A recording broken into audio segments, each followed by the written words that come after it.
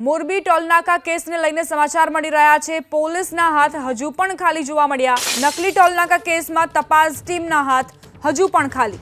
નકલી ટોલનાકામાં મુખ્ય આરોપીઓને પકડવામાં પોલીસ નાકામ સાબિત થઈ રહી છે। આટલા દિવસો વીત્યા છતાં તપાસ ટીમના માત્ર હવાતિયા। 20 દિવસ વીત્યા બાદ પણ આરોપીઓ પોલીસ પકડથી દૂર। અમરસિંહ પટેલ અને ધર્મેન્દ્રસિંહ હજુ પણ ફરાર છે। મોરબી ટોલનાકા કેસમાં પોલીસના હાથ હજુ પણ ખાલી છે। જે આરોપીઓ છે તે હજુ ફરાર છે, પોલીસ પકડમાં નથી આવ્યા। અમારા સંવાદદાતા પાર્થ જોડાઈ ગયા છે વધુ જાણકારી સાથે।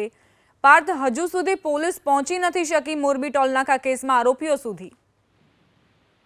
દીપા, વાંકાનેર ટોલનાકાનો જે કેસ હતો તેમાં પોલીસ અલગ અલગ જગ્યાએ તપાસ કરી રહી છે, પરંતુ પોલીસના હાથે હજી એક પણ આરોપીઓ લાગ્યા નથી।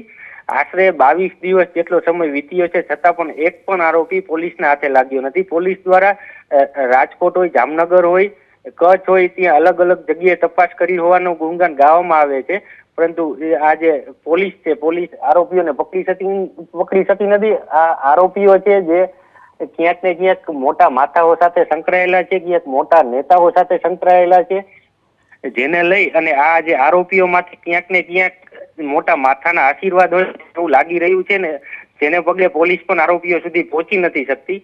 આને લઈ અને પોલીસની કામગીરી પર પણ અનેક સવાલો ઉભા થયા છે। દીપા, આભાર પાર્થ જાણકારી આપવા માટે।